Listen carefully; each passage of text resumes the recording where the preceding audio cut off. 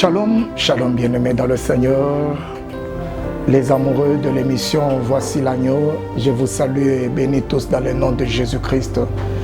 Votre humble serviteur, le révérend Alain Kabea, de l'Assemblée charismatique Source de Vie à Pointe-Noire au Congo-Brazzaville. Encore une fois, séjour dans vos maisons au travers cette petite émission pendant quelques minutes où nous parlons sur les mariages dangereux. Les types de mariages dangereux, nous avons vu la fois passée que c'est le mariage avec première cause des mariages dangereux, les mariages qui peuvent vous ruiner, les mariages qui peuvent vous détruire, le mariage qui peut vous anéantir, le mariage qui peut aussi vous amener en enfer, c'est le mariage avec un inconnu. Lorsque vous allez vous marier, lorsque vous allez vous mettre en relation ou en couple avec un homme ou une femme, la première des choses, cherche d'abord à connaître qui il est ou qui elle est. Voilà pourquoi, vous voyez dans la Bible, dans l'histoire de Moïse et de Abraham, lorsque Eliezer rencontre Sarah, non, Rebecca plutôt, après avoir fait une prière, écoutez la prière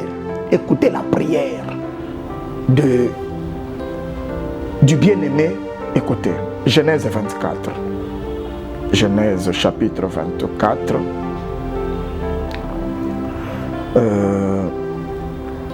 je lis à partir du verset 13 ou 12, Genèse 24, 12, la Bible dit ceci. Et il dit, l'Éternel, c'est la prière qu'Eliezer fait lorsqu'il se retrouve au puits d'eau à la recherche d'une femme qui puisse convenir à Isaac, le fils de son maître. Il s'est dit, de moi-même je ne saurais pas. J'ouvre une parenthèse. Bon, j'ouvre la parenthèse parce que je dois répondre à une question que j'avais posée la fois passée. La Bible dit ceci. L'Éternel Dieu de mon serviteur Abraham, fais-moi, je te prie, connaître aujourd'hui ce que... Fais-moi rencontrer aujourd'hui ce que je désire et use de bonté envers mon Seigneur Abraham. Voici, je me tiens près de la source d'eau. Les filles des gens de la ville vont sortir pour puiser l'eau. Que la jeune fille à laquelle je dirai penche ta cruche, je te prie pour que je boive, et qui répondra bois et je donnerai aussi à boire à tes chameaux, soit celle, soulignez cette phrase, soit celle que tu as destinée à ton serviteur Isaac. Déjà, il fait appel à la notion de la prédestination, soit celle que tu as destinée à ton serviteur Isaac, et par là je connaîtrai que tu uses de bonté envers ton cerveau, envers mon Seigneur. Amen. Que Dieu vous bénisse, bien-aimés dans le Seigneur. Bien-aimés, le problème de mariage dangereux, c'est un problème réel, un problème qui touche toutes les couches. Il y a des hommes de Dieu qui brillaient, qui ne brillent plus. Il y a des hommes de Dieu qui pouvaient aller très loin dans le ministère, qui ne sont pas allés très loin. Il y a des gens qui étaient des grands commerçants qui pouvaient aller très loin, qui ne sont pas allés. Pourquoi? Parce qu'ils se sont tombés, ils se sont retrouvés dans le piège des mariages dangereux. Les mariages dangereux, bien aimé, j'ai dit que c'est la première des choses, c'est lorsque tu t'engages avec quelqu'un que tu ne connais pas. Or, mes frères et sœurs, c'est lui qui nous connaît, nous tous, c'est Dieu. C'est lui qui connaît qui l'a destiné pour tel ou tel, reste l'Éternel Dieu. Et connaître la vie, l'état d'âme, le comportement d'une personne, le meilleur c'est Dieu.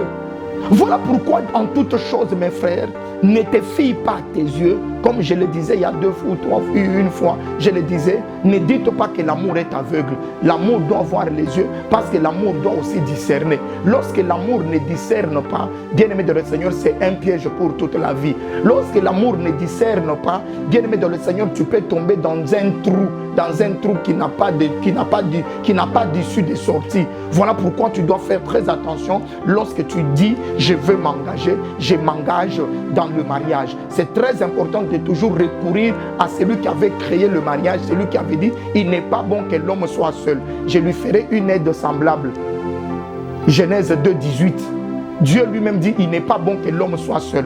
Alors, mais cet homme, cette femme avec lequel tu vas t'unir dans le foyer, ce n'est pas aussi quelqu'un que tu vas te lever, dire bon, je vais choisir une femme comme si tu vas choisir un vêtement au marché ou dans une boutique, tu vas choisir une chaussure dans une boutique. Non, mes frères et sœurs, il faut toujours recourir à Dieu. Voilà pourquoi le mariage dangereux, c'est un mariage où, d'abord, la première des choses, tu as fait un mauvais choix. Le mauvais choix te font amener dans le mariage dangereux. Un mariage avec une personne que tu ne maîtrises pas. Une personne qui n'est pas destinée pour toi. Une personne qui est un occultiste. Une personne, aujourd'hui, il y a des brillantes femmes qui se retrouvent dans des maisons d'occultistes. Pourquoi? Il sait que mon mari est occultiste. Il aime Dieu, mais il ne peut pas sortir. Pourquoi? Parce qu'il est un grand homme, parce que ceci, parce que cela. Or, bien-aimé dans le Seigneur, sachez une chose, que lorsque vous vous mariez à un inconnu, c'est comme si vous mettez votre pied dans le vide, dans l'inconnu. Mes frères, soit il peut te sacrifier, soit il peut te détruire, soit Delilah a livré Samson. Delilah a livré Samson. Il y a des hommes, comme je l'ai dit autrefois, il y a des hommes aujourd'hui qui meurent à cause de ces hommes et de ces femmes. Tu te maries à une sorcière. Tu te maries à quelqu'un qui n'a pas d'égard pour Dieu. Mes frères et sœurs, c'est un grand danger. Un grand danger pour toi, un grand danger pour ta vie, un grand danger pour ton ministère, un grand danger pour tout ce que tu es en train de faire. Voilà pourquoi Eliezer s'est dit, Seigneur, la jeune fille qui viendra, je lui donnerai à boire. Et je lui demanderai à boire. Elle me donnera à moi et à mes animaux, que cette femme soit celle que tu as destinée. Soit celle que tu as destinée. Et il est clair dans son langage. J'ouvre une parenthèse. La question que j'avais posée la fois passée, quelqu'un peut-il se marier à un païen? Mes frères et sœurs, j'ai dit non. Mais tu vas me dire, mais tu es un extrémiste. Tu es un extrémiste, pasteur. Dieu ne fait pas exception de personne. Dieu a créé tout le monde est créature de Dieu. Dieu aime tout le monde, même les païens. Je dis ceci, se marier à un païen, à moins que, ou à une païenne, à moins que, j'insinue, à moins que Dieu lui-même te l'ait choisi. Dieu lui-même te l'a indiqué que c'est l'homme et la femme de ta destinée. Nous avons vu des gens qui ne priaient pas, mais à cause de la femme de prier à côté de lui, cet homme, cette femme a donné sa vie à Dieu. Il en a vu des femmes qui ne priaient pas à cause d'un homme à côté de lui, un serviteur de Dieu à côté de lui, il l'a aidé. Nous avons vu des femmes sorcières, mais Dieu envoie un homme de Dieu, c'est prendre cette femme en mariage pour l'amener à la délivrance. Et cette femme, parce qu'en elle, il y avait beaucoup de richesses que Dieu voulait utiliser, mais ces richesses que même la famille avait déjà vues. Parce qu'il y a des gens comme ça. Je vais un peu donner un exemple dans ma contrée natale. Souvent on dit chez les Louba, en RDC, chez les Louba, les belles filles, si elles ne sont pas sorcières, les filles brunes, parce que les Louba ont beaucoup plus de belles filles, des filles brunes. Les filles brunes, soit elles sont sorcières, soit elles pissolient, soit elles sont des voleuses. Il y a trois caractéristiques là qu'on colle à ces filles-là. Mais en réalité, lorsqu'on entre en profondeur, on trouve que quand une fille vient au monde et qu'elle est très belle, elle fait tout le monde est curieux. Tu as donné naissance à une très jolie fille. Hein? Et tous ceux qui s'approchent de cette fille, de cet enfant, ne viennent pas avec de bonnes intentions. On peut l'ensorceler, on peut l'envoûter. Voilà pourquoi la plupart de ces jeunes femmes ou de ces femmes sont victimes des envoûtements, victimes des mauvais cœurs, des haines et des jalousies. On les a détruits pour que partout où elles vont, elles ne puissent pas donner le meilleur. Parce que non, si cette femme est belle comme ça, elle trouvera un homme qui va aussi l'aider dans la vie. Voilà pourquoi il y a beaucoup de femmes aussi qui se retrouvent aujourd'hui dans ces cas-là. Elle pissolie, elle vole, elle est sorcière, non pas parce qu'elle l'avait voulu, mais parce qu'elle est victime de la mauvaise foi des gens qui l'entouraient en ces temps-là. Et en ces gens-là, Dieu peut envoyer un serviteur de Dieu, ne fût-ce que pour l'attirer, parce que Dieu a compassion. Dieu, c'est un Dieu de justice. Il peut tirer cette femme de cette situation. Voilà pourquoi j'ai toujours dit, se marier à un païen, à moins que ce soit Dieu qui te l'indique. Mais sinon, selon la parole de Dieu, un païen est assimilé à un Cananéen. Tu n'as pas le droit de prendre en mariage. Les chrétiens, il y a beaucoup de belles femmes dans nos églises. Il y a beaucoup de belles, même non, mais papa, quelqu'un d'autre dira, mais papa, dans les églises, est-ce que tout le monde qui va à l'église est chrétien? J'ai dit, tout le monde qui va à l'église n'est pas chrétien. Mais même dans l'église, il y a de ceux qui sont convertis, il y a aussi des inconvertis. Nous devons toujours prier Dieu pour trouver les chrétiens, que celle avec qui tu vas entrer dans le mariage soit une chrétienne, celle qui a donné sa vie à Jésus-Christ. Voilà pourquoi j'ai dit non, mais il faut toujours recourir à Dieu parce que c'est Dieu qui a le dernier mot.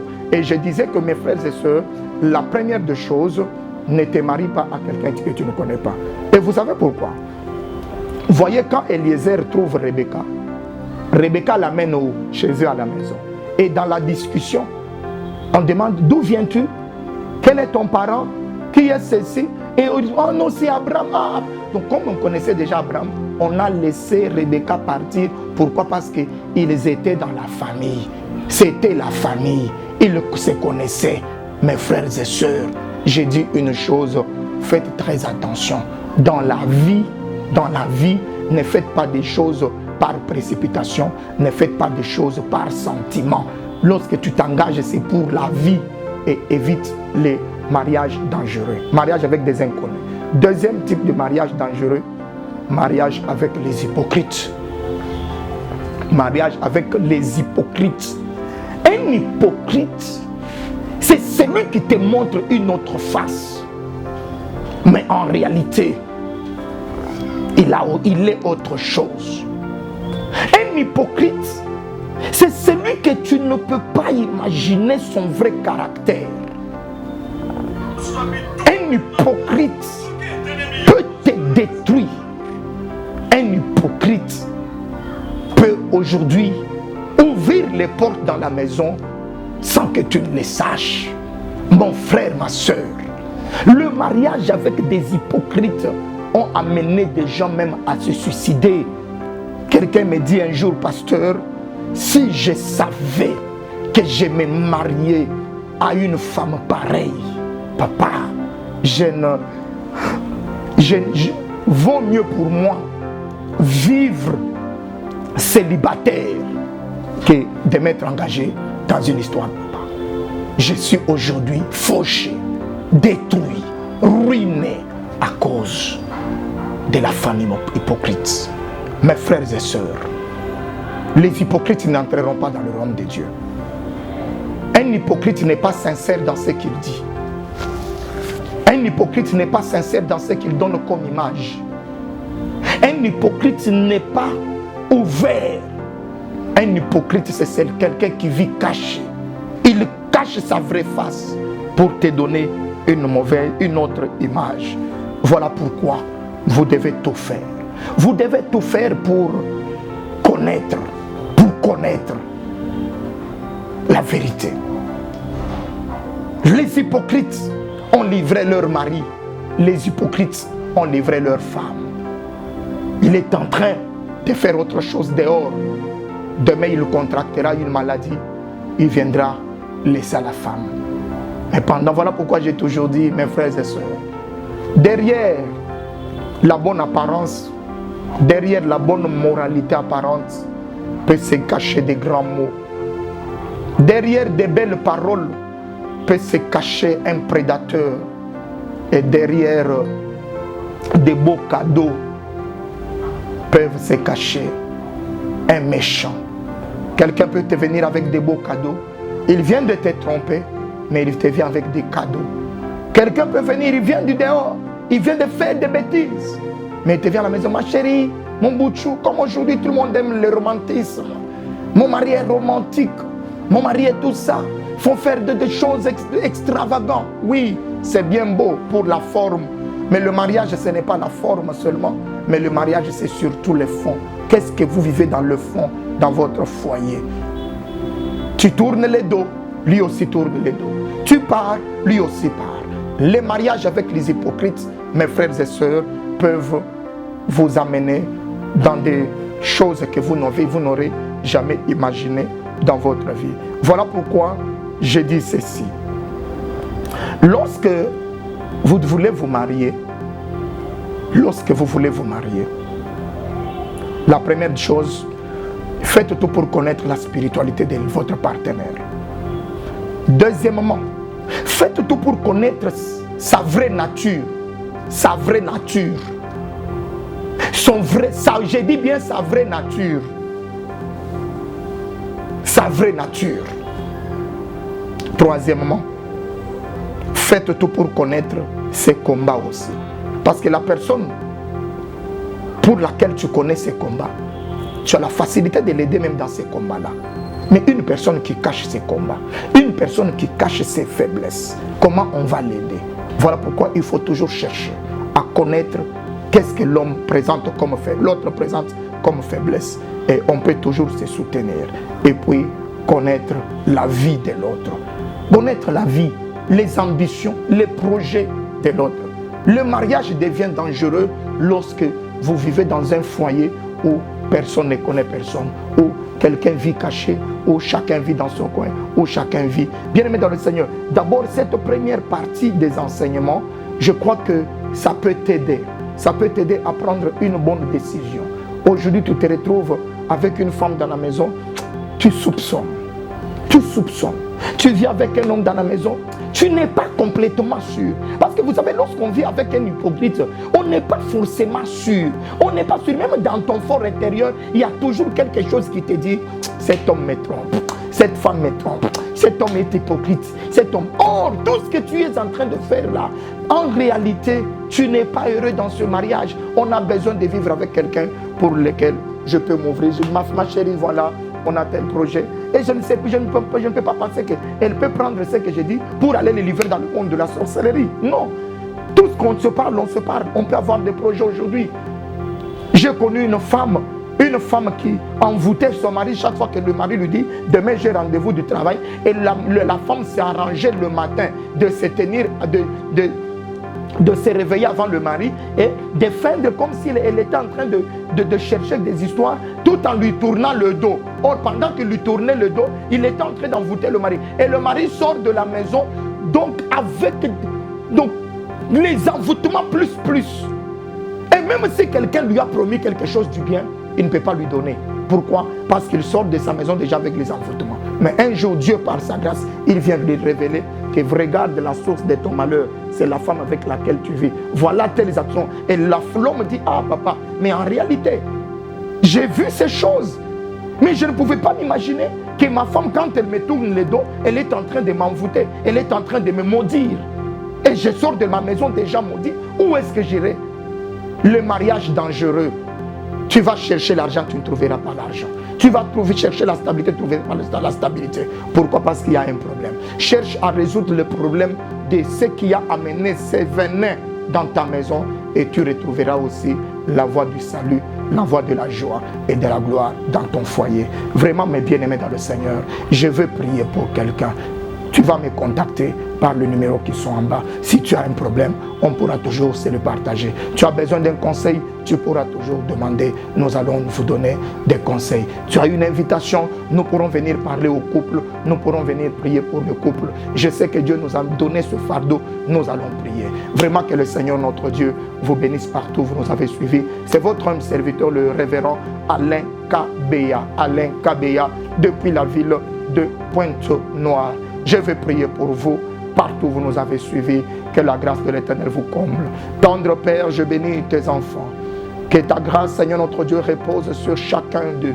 Seigneur, je te prie que tous ceux qui se retrouvent aujourd'hui dans des mariages dangereux, dans des mariages où ils ne sont pas heureux à cause de ces choses, je te prie de les aider. Il y a tes fils et tes filles qui sont aujourd'hui concernés.